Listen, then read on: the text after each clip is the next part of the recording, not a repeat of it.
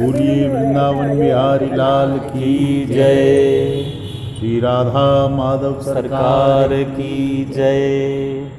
श्रीमद् भागवत कथा चतुर्थ स्कंद नवमो अध्याय। ध्रुव का वर पाकर घर लौटना। श्री मैत्रेय जी कहते हैं, हे विदुर जी, भगवान के इस प्रकार आश्वासन देने से देवताओं का भय जाता रहा और वे उन्हें प्रणाम करके स्वर्ग लोक को चले गए। तदनंतर विराट स्वरूप भगवान गरुड़ पर चढ़कर अपने भक्त को देखने मधुवन में आए। उस समय ध्रुव जी तीव्र योगाभ्यास से एकाग्र हुई बुद्धि के द्वारा भगवान की बिजली के समान दैदीप्यमान जिस मूर्ति का अपने हृदय कमल में ध्यान कर रहे थे वह सहसा विलीन हो गई। इससे घबराकर उन्होंने ज्यों ही नेत्र खोले कि भगवान के उसी रूप को बाहर अपने सामने खड़ा पाया। प्रभु का दर्शन पाकर बालक ध्रुव को बड़ा कुतूहल हुआ। वे प्रेम में अधीर हो गए। उन्होंने पृथ्वी पर दंड के समान लौटकर उन्हें प्रणाम किया। फिर वे इस प्रकार प्रेम भरी दृष्टि से उनकी ओर देखने लगे मानो नेत्रों से उन्हें पी जाएंगे, मुख से चूम लेंगे और भुजाओं में कस लेंगे। वे हाथ जोड़कर प्रभु के सामने खड़े थे और उनकी स्तुति करना चाहते थे, परंतु किस प्रकार करें यह नहीं जानते थे। सर्वांतर्यामी हरि उनके मन की बात जान गए। उन्होंने कृपा पूर्वक अपने वेदमय शंख को उनके गाल से छुआ दिया। ध्रुव जी भविष्य में अविचल पद प्राप्त करने वाले थे। इस समय शंख का स्पर्श होते ही उन्हें वेदमयी दिव्य वाणी प्राप्त हो गई और जीव तथा ब्रह्म के स्वरूप का निश्चय हो गया। वे अत्यंत भक्ति भाव से धैर्यपूर्वक विश्वविख्यात कीर्तिमान भगवान की स्तुति करने लगे। ध्रुव जी ने कहा, हे प्रभु, आप सर्व हैं। आप ही मेरे अंतःकरण में प्रवेश कर तेज से मेरी इस सोई हुई वाणी को सजीव करते हैं। मेरे हाथ, पैर, कान और त्वचा आदि अन्यान्य इंद्रियों एवं प्राणों को भी चेतनता प्रदान करते हैं। मैं आप सर्व अंतर्यामी भगवान को प्रणाम करता हूँ।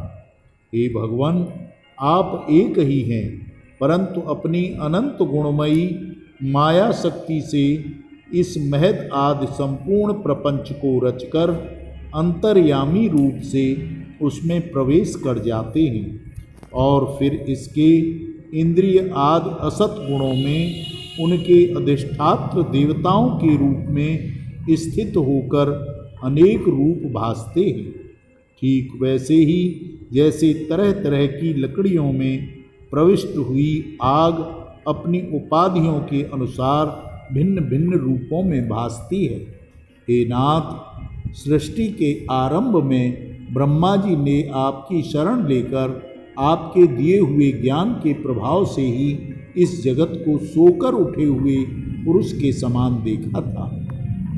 हे दीनबंधो, उन्हीं आपके चरण तल का मुक्त पुरुष भी आश्रय लेते हैं। कोई भी कृतज्ञ पुरुष उन्हें कैसे भूल सकता है। हे प्रभु, इन सब तुल्य शरीरों के द्वारा भोगा जाने वाला इंद्रिय और विषयों के संसर्ग से उत्पन्न हुआ सुख तो मनुष्यों को नरक में भी मिल जाता है।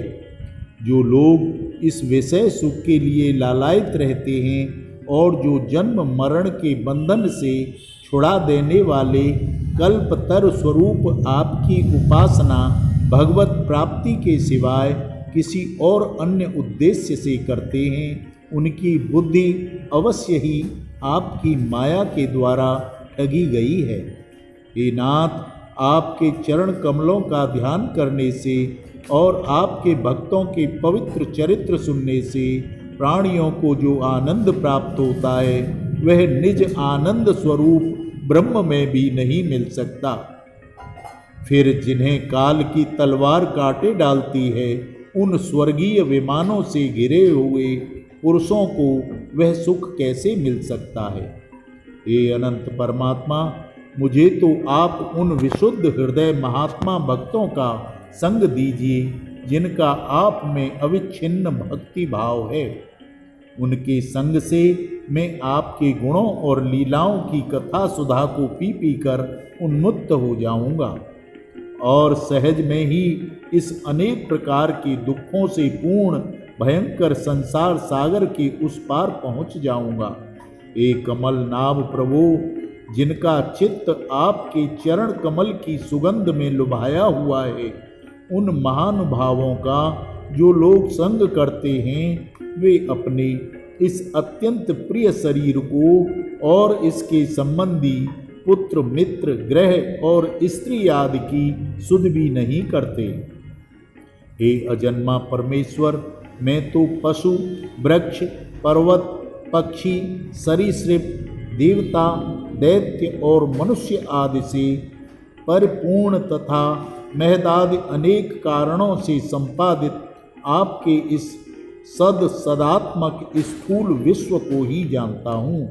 इससे परे जो आपका परम स्वरूप है, जिसमें वाणी की गति नहीं है, मुझे उसका पता नहीं है। हे भगवान, कल्प का अंत होने पर योग निद्रा में स्थित जो परम पुरुष इस संपूर्ण विश्व को अपने उदर में लीन करके शेष जी के साथ उन्हीं की गोद में शयन करते हैं तथा जिनकी नाभि समुद्र से प्रकट हुआ है, सर्वलोकमय सुवर्ण कमल से परम तेजोमय ब्रह्मा उत्पन्न हुए हैं, वे भगवान आप ही हैं। मैं आपको प्रणाम करता हूँ। हे प्रभु, आप अपनी अखंड चिन्मयी दृष्टि की बुद्धि की सभी अवस्थाओं के साक्षी हैं तथा नित्य मुक्त शुद्ध सत्वमय सर्वज्ञ परमात्म स्वरूप निर्विकार आदि पुरुष षडैश्वर्य संपन्न एवं तीनों गुणों के अधीश्वर हैं। आप जीव से सर्वथा भिन्न हैं तथा संसार की स्थिति के लिए यज्ञ अधिष्ठाता विष्णु रूप से विराजमान हैं। आपसे ही विद्या अविद्या आदि विरुद्ध गतियों वाली अनेक शक्तियाँ धारावाहिक रूप से निरंतर प्रकट होती रहती हैं।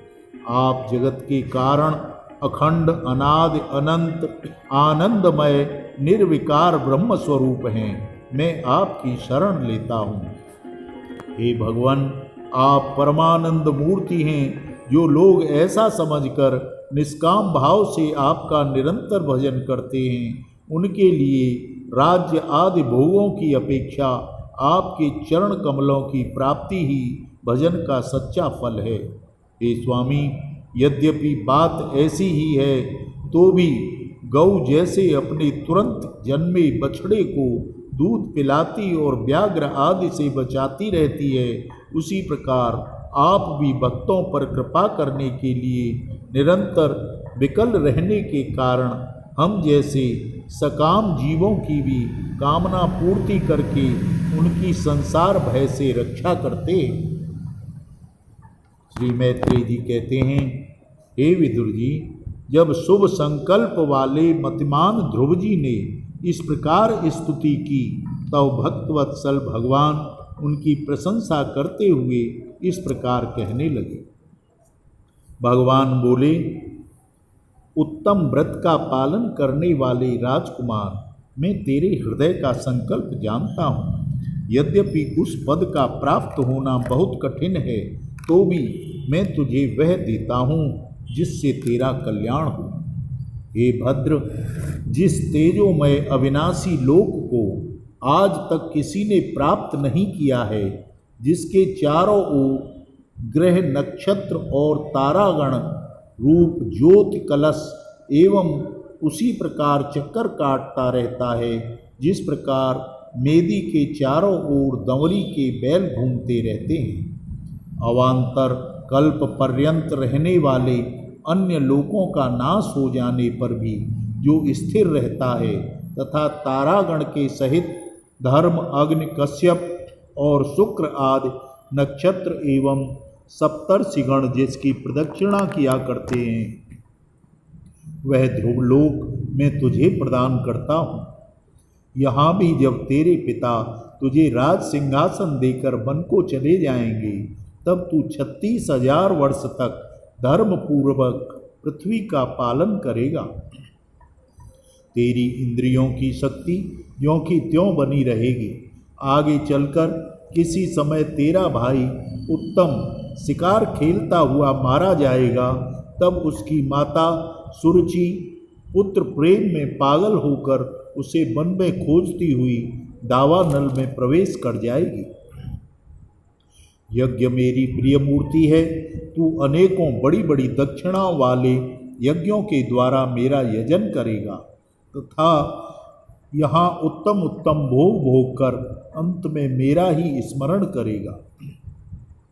इससे तू अंत में संपूर्ण लोकों के वंदनीय और सप्तर्षियों से भी ऊपर मेरे निज धाम को जाएगा, जहाँ पहुँच जाने पर फिर संसार में लौटकर नहीं आना होता।